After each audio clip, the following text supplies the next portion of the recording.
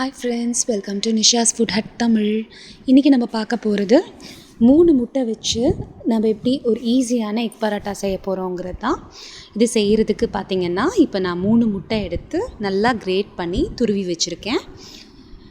இப்போ பாருங்கள், இதுக்கு தேவையான மசாலா சேர்த்துக்கலாம். மஞ்சள் தூள் 2 பிஞ்ச்,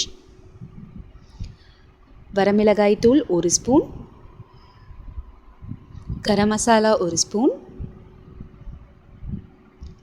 சீரகம் தேவையான அளவு, மிளகுத்தூள் 1/4 ஸ்பூன், உப்பு தேவைக்கேற்ப, மல்லி இலை கடைசியாக கொஞ்சம் நம்ம சேர்த்துக்கலாங்க.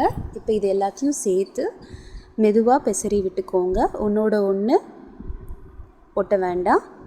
இப்போ நம்ம மாவு பிசைய போகிறோம். அதுக்கு மிக்சர் ஜாரில் 2 கப் அளவு கோதுமை மாவு சேர்க்குறேன். தேவையான அளவு உப்பு சேர்த்துக்க போகிறேன்.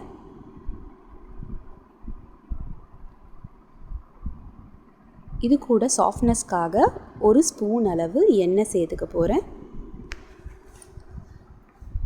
2 கப்பு கோதுமை மாவுக்கு நான் 1 கப் அளவு தண்ணி சேர்த்துக்கிறேன். இப்போ மிக்சர் ஜார் மூடியை நல்லா மூடிட்டு பல்ஸ் மோடில் நம்ம கிரைண்ட் பண்ண போகிறோம். 4லிருந்து 5 பல்ஸ் விட்டு விட்டு நம்ம கிரைண்ட் பண்ணிக்கலாம். கிரைண்ட் பண்ணி எடுத்தால் இந்த மாதிரி மாவு நம்மளுக்கு பிணைஞ்சு வரும். பாருங்கள், நல்லா சாஃப்டாக நல்லா மிக்ஸ் ஆகிருக்கு. இப்போ நம்ம அரைச்ச மாவை ஒரு தனி பிளேட்டில் நம்ம மாற்றிக்கிடலாம். இது கூட 1 ஸ்பூன் அளவு கோதுமை மாவு சேர்த்து ஒரு 10 செகண்டுக்கு நல்லா பிசைய போகிறேங்க. அப்போ நம்மளுக்கு ஒரு இந்த சாஃப்டான டெக்ஸ்சர் சீக்கிரமாக கிடச்சிடும். அவ்வளோதான். இப்போ பாருங்கள், இப்போ ஒரு 10 நிமிஷம் நம்ம ரெஸ்ட் பண்ண போகிறோம், மாவு கொஞ்சம் நல்லா சாஃப்ட் ஆகிறதுக்கு. இப்போ பார்த்திங்கன்னா மாவு நல்லா சாஃப்டாக ஸ்மூத்தாக ரெடி ஆகிருக்கு. இதிலிருந்து சின்ன சின்ன சைஸு மீடியம் சைஸ் பால்ஸ் நம்ம ரெடி பண்ணிக்கலாம்.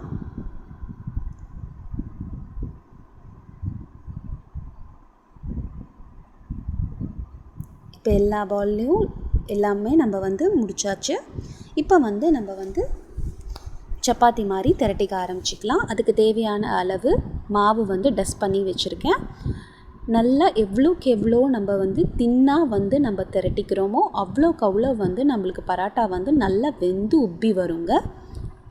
பாருங்கள், நல்லா எவ்வளோக்கு எவ்வளோ மெலிசாக நம்ம தேய்க்க முடியுமோ அவ்வளோக்கு அவ்வளோ மெலிசாக தேய்ச்சி எடுத்துக்கலாம்.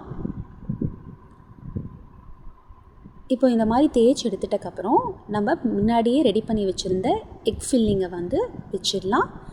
நடுவுலைக்கு கொஞ்சம் கீழே நம்ம வச்சு மூடிக்கலாம். இந்த மாதிரி மூடி அதோட எட்ஜஸ் எல்லாத்தையும் நல்லா இந்த மாதிரி அமுத்தி விட்டுட்டு ஒரு ஃபோர்க் எடுத்து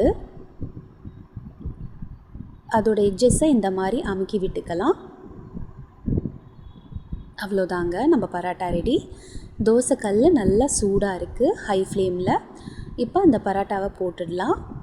நல்லா ஒரு 10 செகண்டுக்கு நம்ம ஹை ஃப்ளேமில் போட்டுட்டு அதுக்கப்புறம் நம்ம திருப்பி போட்டுக்க போகிறோம். இதுக்கு மேலே தேவையான அளவு எண்ணெய் நல்லா க்ரீஸ் பண்ணிவிட்டு திருப்பி போட்டுக்கலாம். அடுத்த சைடும் இதே மாதிரி எண்ணெய் நல்லா ஃபுல்லாக நம்ம க்ரீஸ் பண்ணி விட்டுக்கலாம். இப்போ பாருங்கள், நம்மளோட பராட்டா ரெடி ஆகிடுச்சு. இப்போவே தெரியுதா உங்களுக்கு, நல்லா எழும்பி வந்திருக்கு நம்ம ஸ்டஃபிங் வச்ச இடம். அவ்வளோதாங்க, நம்மளோட ஈஸியான எக் பராட்டா ரெடி ஆயாச்சு. இதை வீட்டில் கண்டிப்பாக செஞ்சு பாருங்கள். செஞ்சு பார்த்துட்டு குழந்தைங்களுக்கு ரொம்பவே இது பிடிக்கும். பாருங்கள், நம்ம வச்சுருக்கிற ஸ்டஃபிங் தனியாக, அந்த மாவு லேயர் தனியாக தெரியுது பாருங்கள். கண்டிப்பாக இதை ட்ரை பண்ணி பார்த்துட்டு உங்களோட கமெண்ட்ஸை நம்ம கமெண்ட் செக்ஷனில் பதிவு பண்ணுங்கள். நிஷாஸ் ஃபுட் ஹட் தமிழ் சேனலுக்கு சப்ஸ்கிரைப் பண்ணுங்கள். பக்கத்தில் இருக்க பெல் ஐக்கான் ப்ரெஸ் பண்ணுங்கள். என்னோடய ஃப்யூச்சர் வீடியோஸ் முதல்ல உங்களுக்கு கிடைக்கும்.